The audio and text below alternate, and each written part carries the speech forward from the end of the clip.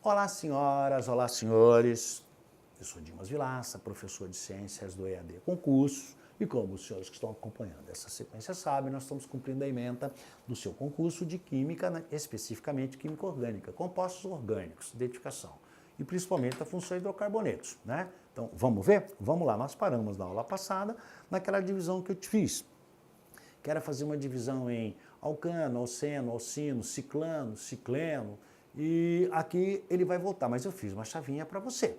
Então, nós só estamos repassando, né, retomando aquele assunto. Então, a primeira lâmina que nós temos aí, ele está falando, deixa eu buscar minha canetinha, ele está falando nos ciclanos, ou cicloalcanos, né, cicloparafinas. Nota que a cadeia é fechada, olha só, eu tenho um triângulo, né, pode ser representado assim também, ó, em alguns exames, ó, um triângulo. Como esse aqui poderia ser representado assim, ó. Note que esses que nós temos daqui, o primeiro, ó, ele tem 1, 2, 3. Então, ele é ciclo, porque a cadeia é fechada. Prop, ó, porque tem 3 carbonos. An, porque as ligações entre carbonos, ó, são simples. Olha, esse é o exemplo A, ó. E O, porque é hidrocarboneto, é o ciclo propano. Veja que realmente a fórmula CnH2n, ó. Eles são isômeros dos alcenos. Fechar a cadeia é como botar uma dupla. Fica ligado nisso.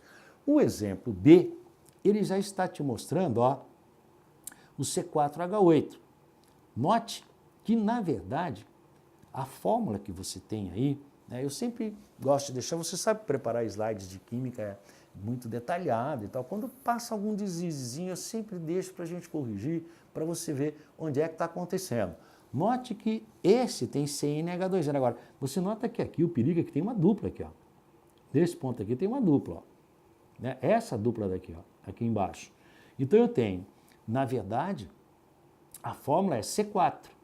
C4H6 e não C4H8. Sabe por quê? Porque, na verdade, isso não é, ó, não é essa fórmula. Esse não é um ciclano, né? Quando foi feita a lâmina, os meninos, bom, hoje vai não deixa para eu mostrar para eles. Na verdade, esse é um cicleno, que eu tinha te mostrado anteriormente. Eu só deixei porque eu já tinha te falado. Então, note que a fórmula agora é Cn para esse aqui, ó. Este é o ciclo, ó, buteno, ó. E a fórmula dele não é CnH2n, como você vê.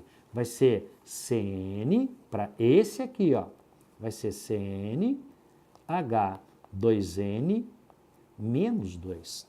Percebeu? Porque aqui, ó, esse carbono aqui, ó, já está fazendo 4, ó. 1, 2, 3 aqui, ó. E a quarta com esse hidrogênio, o mesmo aqui. Então, a fórmula dele seria, na verdade, não C4H8, seria C4H6, porque ele é um cicleno e não um ciclano. Claro, foi na hora de digitar, né?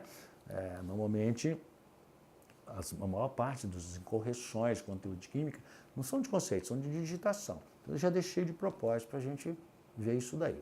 Corrigido? Então, aqui ciclano. Aqui cicleno. Fórmula do ciclano, CnH2n.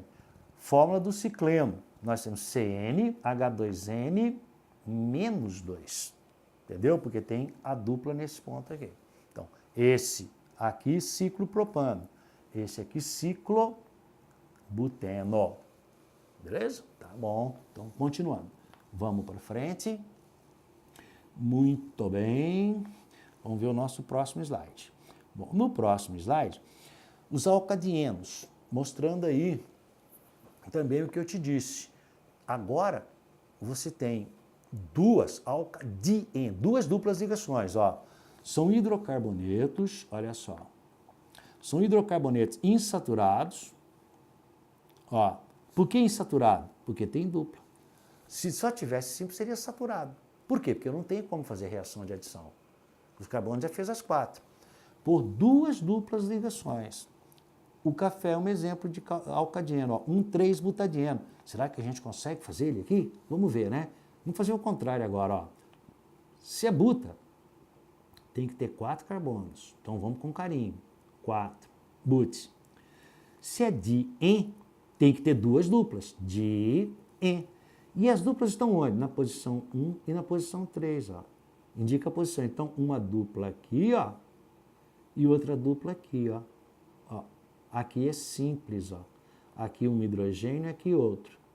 Ó, aqui um outro, aqui mais um e aqui 2 hidrogênios, ó. Vamos fazer numa cor mais bonitinha para você enxergar melhor, porque esse é legal, ó. Então seria, ó, C dupla C simples, C dupla e C, ó. Então, buta, 1, 2, 3, 4, di-en, ó, 2 duplas. E claro, colocando os hidrogênios, né? Um hidrogênio aqui, outro aqui, mais um aqui, ó, duplinha ali e mais aqui, né? Tu viu a fórmula? C4H, 1, 2, 3, 4, olha aí, sacou? Então são 2 duplas agora, ó. C4H, 1, 2, 3, 4, ó, 5, 6, né? 6, então, ó, C4H6. Notou a fórmula geral? CnH2n-2. É curioso, né? Eles correspondem, na verdade, 2 duplas equivalem a uma tripla, como eu tinha te dito lá anteriormente. Muito bom. Para frente. Bom, agora entrando nos hidrocarbonetos aromáticos, né? Então, muito bom. Esses aromáticos que você está vendo aí agora, ó, o que é o que a gente chama de cadeia aromática? Quando você diz que um hidrocarboneto é aromático, necessariamente ele tem que ter, ó, o chamado núcleo benzênico. Observe que seria, na prática, isso aqui, ó, um carbono, ó, outro aqui, mais um aqui e outro aqui, ó. Ó. Isso, ó, um hexágono regular, ó, né? E uma dupla aqui, uma outra dupla aqui, ó, e uma outra dupla aqui. Tá? E aqui um hidrogênio, outro hidrogênio, mais um outro, e um outro. Ou seja, nós temos uma fórmula molecular C6H6. Ó. Isso é o benzeno. Então, para ser aromático, tem que ter pelo menos um núcleo benzênico, né? Você nota que você pode representar também assim, ó. Esse círculo aí no meio indica que essas duplas podem mudar de posição. Que elas poderiam estar na posição que estão, mas que elas poderiam também, ao invés de você fazer assim, ó, você poderia fazer assim, ó. Ó, veja, o que seria a mesma coisa, a gente chama isso de ressonância. Para indicar que essas duas fórmulas são iguais, nós usamos o círculo no meio, a chamada ressonância. C6H6 é o patriarca dos aromáticos. Para ser aromático tem que ter o benzeno. Você nota, fórmula geral eles não têm, nota agora, se você está percebendo aí, com um anel benzene, você consegue. Agora, CnH2n menos 6, C6H6. Note o segundo aí, C8H10. Só que no segundo caso, você já tem aqui, ó, uma ramificação, ó. Ó. Essa ramificação é chamada de etil, porque veio do etano. Tirou um hidrogênio e ligou. Então, esse é o etilbenzeno. E note que agora, ó, fórmula geral. Esses dois aqui, olha, estão fundidos, na verdade, ó. Então, você tem C10H8. Note que aqui eu teria, na verdade, ó, esse aqui, por exemplo, ó, no caso C, não está seguindo uma fórmula geral. Mas guarde aqui, ó. Esse exemplo aqui é o mais importante, tá? Para ser aromático, você tem que ter, sem dúvida, um núcleo benzênico. Tranquilo? Então, meninos, como a gente estava falando, nós estamos vendo aí os aromáticos, como você viu, né? Que para ser aromático tem que ser, na verdade, um núcleo benzênico. E nós vamos ver agora alguns exemplos desses aromáticos. Então, vamos lá? Olha aí. Aromático, benzeno. Hidrocarbonetos que apresenta pelo menos um anel benzênico, como eu tinha te dito, o aromático. O benzeno era usado como solvente orgânico, né? Porém, hoje sabemos que é muito perigosa, muito tóxica e tem sido descartado, né? Hoje em dia já não se usa muito mais. A inalação do benzeno pode provocar, como você deve ter ouvido falar, náusea, parada respiratória, olha aí que perigo, e cardíaca. A exposição repetida pode causar o aparecimento de leucemia e outras alterações sanguíneas, por isso que não se usa muito mais como solvente, óbvio, né? Muito bem, pode ser cobrado de você. Vamos para frente. Benzeno. Os hidrocarbonetos aromáticos, antigamente, eles eram obtidos a partir do carvão de pedra, ó, chamada hulha, né? Que teve sua origem no material oriundo de plantas depositadas em pântanos, quer dizer, mesmo a origem do petróleo também. Apesar de ser grande a produção de hulha, a demanda de alguns hidrocarbonetos aromáticos excede em muito o suprimento obtido, é muito usado na indústria química. A partir dessa fonte, assim, o petróleo, olha aí, acabou se tornar a principal fonte desse hidrocarboneto. Dos aromáticos, aí do benzeno nós estamos falando. Então, aromático, o benzopireno. Muitos compostos aromáticos são comprovadamente agentes cancerígenos. Ó. Note, olha aí, são agentes cancerígenos, né? Como eu estava comentando. Então, veja bem, entre eles, ó, um dos mais potentes é o benzopireno. Eu estava procurando a lâmina para te mostrar. Esse composto é liberado na combustão da hulha. Combustão, você lembra também, é a queima. Ó, reagir com oxigênio. E do tabaco, olha aí o perigo do tabagismo. Ó, o benzopireno, olha aí. Também liberado pelo queima de cigarro. Sendo encontrado no alcatrão da fumaça do cigarro. Pode ser o fator que relaciona o hábito de fumar com câncer de pulmão. Relaciona, né? A nossa suspeita. Que seja essa a causa. De laringe e de boca. Muito bom. Continuando. O benzopireno, mostrando a estrutura. Pode-se incorporar a carnes grelhadas sobre carvão no churrasco. Olha o perigo aí. Peixes defumados. É tão carcinogênico que pode provocar câncer em cobaias pelo simples contato de uma região do corpo sem pelo com uma camada. Extremamente perigoso. Então vamos lá. Agora, nós estamos entrando numa segunda função, né? Que é a função aleto. Muito bem. Então nós vimos primeiro hidrocarboneto, tudo que tínhamos que falar, entrou no aleto. O que nós chamamos de aletos? Você está vendo aí, na nossa sequência, que o aleto, ó, R, olha só, X ou RX. Note que esse exemplo que nós temos aqui, o primeiro, ele mostrando o exemplo A, vamos abrir para a gente enxergar melhor. Olha, nós temos o carbono ligado a 3 átomos de cloro, olha aqui, ó, ligado a um outro carbono, ó, com 2 hidrogênios e um outro átomo de cloro. Você nota que onde estão esses cloros, teoricamente, nós tínhamos hidrogênio. Então, esses são os chamados aletos orgânicos, derivados halogenados. E você nota também, no caso aqui ó, do outro exemplo, onde nós temos aí o benzeno, ó, e aqui o bromo. Esse é o chamado bromobenzeno, né? Mas eu vou te mostrar uma visão mais legal para você aprender também, já aproveitar um pouquinho o mecanismo de reação. Então, vamos ver esses aletos orgânicos ou derivados halogenados por um outro caminho. Vamos fazer assim, ó. Eu vou te mostrar, por exemplo, um jeito mais prático de enxergar, que é esse aqui. Imagine que nós tivéssemos aqui o metano, o CH4.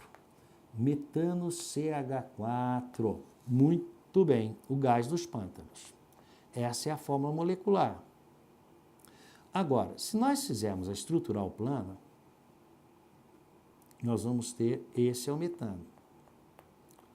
Observe que agora, se eu reagir esse metano, por exemplo, com um Cl2, um gás cloro, ó, Cl ou Cl2, um dos cloros vai substituir o hidrogênio. Ó. E o hidrogênio que saiu vai se ligar no outro cloro. Isso é a famosa reação de substituição. Diz para você que os alcanos não dão adição. O composto obtido vai ser um derivado halogenado. Ó. Então, a partir do hidrocarboneto metano, reagindo com o Cl2, o gás cloro, eu produzo agora esse composto aqui, ó, CH3, ó, Cl, que é o chamado clorometano ou cloreto de metila, e o subproduto, que é o HCl. Aliás, é clássico nas reações de substituição exatamente isso. Você tem 2 produtos, porque o cloro aqui do Cl2 ó, vai substituir o hidrogênio, e esse hidrogênio substituído vai se ligar com o cloro. Então, eu vou ter o cloreto de metila, ou clorometano mais o HCl. É um derivado halogenado, né? Bom, um outro exemplo que a gente podia fazer para você tentar enxergar um pouco melhor, seria, já aproveitando aqui o embalo, seria, por exemplo, essa reação que eu fiz foi uma substituição. Eu substituí o hidrogênio por um cloro. Ó.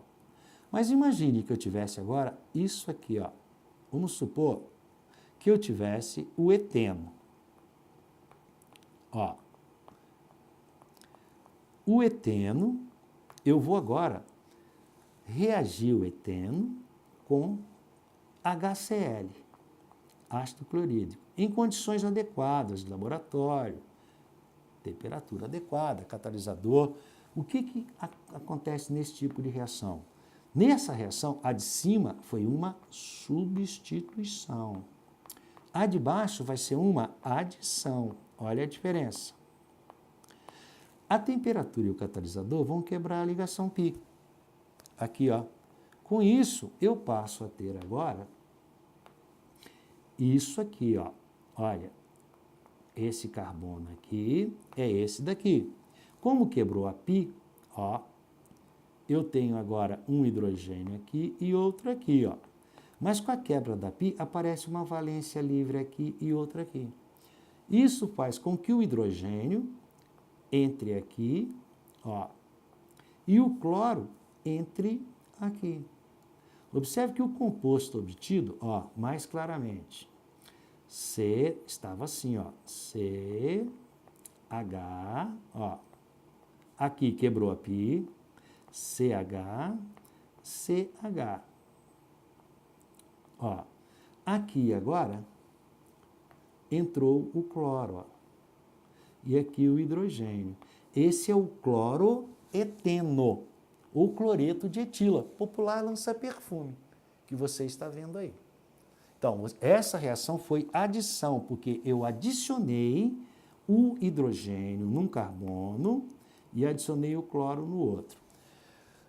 Tomar cuidado, porque nesse caso, os dois carbonos tinham o mesmo número de hidrogênio.